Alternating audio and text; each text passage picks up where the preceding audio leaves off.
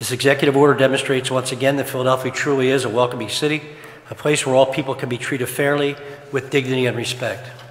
Executive Order 4-23 provides protections for all those seeking gender-affirming care in our city, whether they are a resident or a visitor. Except as required by state or federal law, this order forbids local government from providing information or assistance to any investigation that seeks to penalize anyone who seeks such care in our city. At a time when there has been an explosion of anti-transgender laws across the nation, this executive order reaffirms the importance of gender-affirming health care as recognized by numerous medical and governmental health organizations. Those seeking care have a right to be treated without fear of discrimination, hatred, violence, or lack of access to essential health care, which all of us take to be a basic human right. And that Philadelphia, which has a long history of safeguarding the rights of privacy and bodily autonomy, is committed to protecting the equal rights and dignity of all persons, including those who are transgender or gender diverse. We are proud to stand with you today in support of these protections, and in signing this executive order, let it be another reminder that hate has no place in our city. We won't help those who seek to discriminate against trans people, and we will welcome all who need access to gender-affirming care. In doing so, we proudly affirm our city's creed, Philadelphia Maneto, let brotherly love endure. Thank you, and I would now like to introduce Josie Pickins, Chief Diversity, Equity, and Inclusion Officer. Yes, Josie.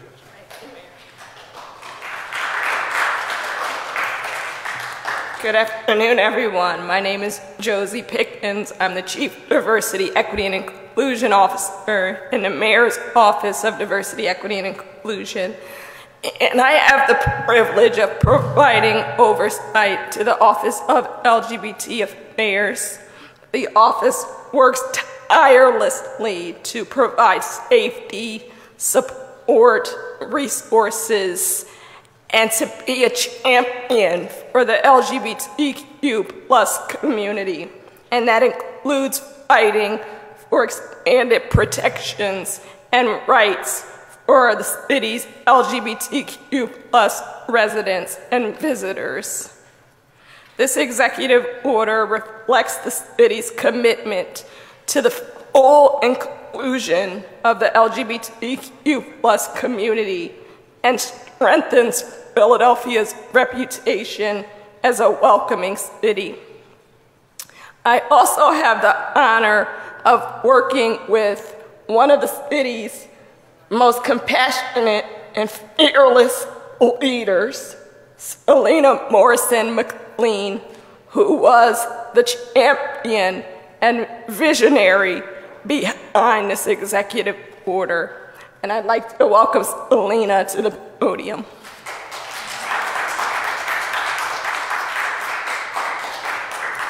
Thank you. My name is Selena Morrison. My pronouns are she and her, and I'm the Executive Director of the Mayor's Office of LGBT Affairs. It is my pleasure to be here for this really important moment. Our transgender and gender-expansive community is a vital part of our city as parents, neighbors, friends, family, co-workers, business owners, city employees, and so much more. As such, Philadelphia and this administration has long been committed to promoting the equal rights and protections of trans and gender-expansive communities. The Philadelphia Fair Practices Ordinance already prohibits discrimination based on a person's gender identity, but our transgender and gender-expansive communities is still under attack. Many of the laws being proposed and passed throughout the United States seek to define providing life-saving gender-affirming care to youth as child abuse. As this anti-trans legislation has become bolder and further reaching, our commitment to protecting trans and gender-expansive individuals' access to health care also needs to become bolder. As the Office of LGBT Affairs, it is our mission and duty to advocate for our LGBTQ+ community. And keeping in line with that mission, and in light of this crisis, it is more important than ever that the City of Philadelphia publicly declares with this executive order that it will not use city resources for out-of-state investigations related to receiving or providing gender-affirming care. There are a lot of folks that helped make this executive order a reality, and I want to thank Mayor Kenney for his continued support and commitment to strive in everything that we do to live up to our nickname as the City of Brotherly Love through love, through respect and tolerance, and by honoring our city's incredible diversity and dignity and uniqueness of every individual. The executive order not only helps to ensure the safety of LGBTQ+ adults, children, and their families, but also publicly reaffirms Philadelphia's commitment to protecting and supporting our diverse communities. Thank you. And now we'll hear from Sultan Shah, the president of Mazzoni Center. Thank you. Thank you, Selena. My name is Sultan Shah, and I'm the president and executive officer of the Mazzoni Center. The Mazzoni Center is an organization that for over 40 years has worked to provide healthcare, life-saving healthcare, to the LGBTQ community. Care that often goes unprovided in many instances due to discrimination, ignorance, and fear. With the attacks against the trans and gender-diverse communities increasing around the country, I want to thank our mayor, Jim Kenney, for taking a strong stand that Philadelphia is a welcoming, inclusive, and trans-embracing city. Many of the Mazzoni Center's patients and clients all want the same thing: to receive healthcare in a way that's culturally competent and allows people to live their true, authentic lives. And that's what today's executive order helps to protect. Today's order sends a clear message that we will not use city funds to hurt someone who is just trying to receive health care. Today's executive order sends a message that we love our trans family and want you here in Philadelphia.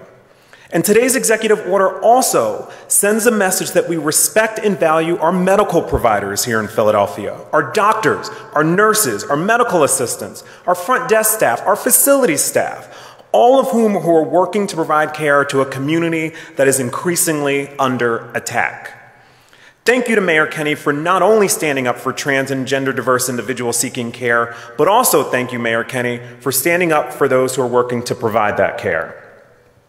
I just want to be clear that banning gender-affirming care for trans individuals helps no one.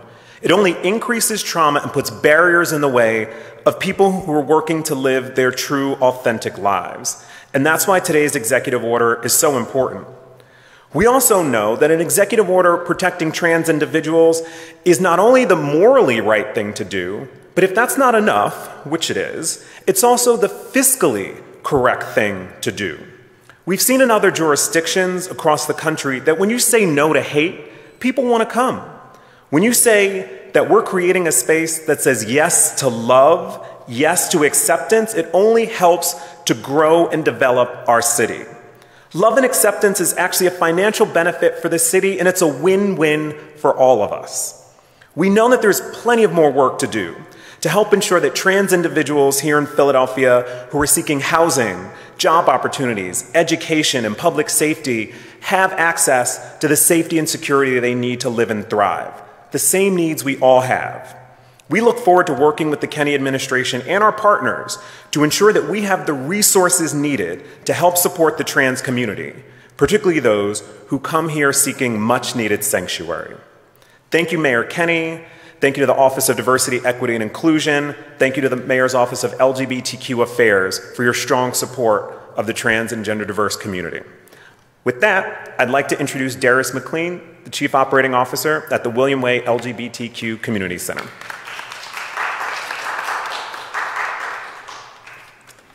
Hello, everyone. My name is Darius McLean. My pronouns are he, him, and his. And again, I'm the Chief Operating Officer at William Way Community Center, LGBTQ Community Center. I'm honored to be here with you all today for this momentous occasion. William Way has been a resource and a hub for the LGBTQ+ community since 1974. And we're proud to have served and continue to serve. As folks before me have said already, this year continues to boast a record number of anti-LGBTQ+ bills that have been proposed and passed. Data shows that roughly 1.2 million LGBTQ+ Americans have already moved from their home city or state in response to these laws. People are in search of new, affirming places to call home, and Philadelphia shines as a beacon of safety. With LGBTQ+ non-discrimination protections that go above and beyond what even the state of Pennsylvania currently offers, Philadelphia has prohibited itself as a has positioned itself as a refugee for our community and parents who wish to raise their kids in an LGBTQ plus affirming place. The signing of this executive order for the protection of gender-affirming care broadly speaks to the role of the City of Philadelphia has as a municipality to protect and affirm the rights of people who live here or people who may want to live here and come here for health care. We're incredibly proud and thankful of this piece of legislation, and we would like to express our extreme gratitude to Mayor Kenney and to the Office of LGBTQ Affairs for their continued support for the LGBT community. Thank you again, and I'd like to pass the stage back on to Selena Morrison McLean.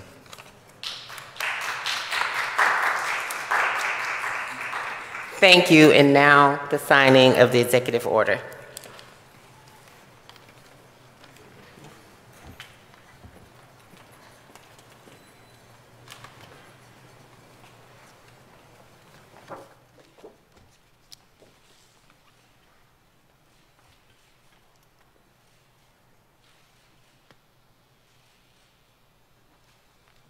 Today. It's a date. 15? 17. I don't even know what day it is. Great. Thank you all. Thank you. Thank you.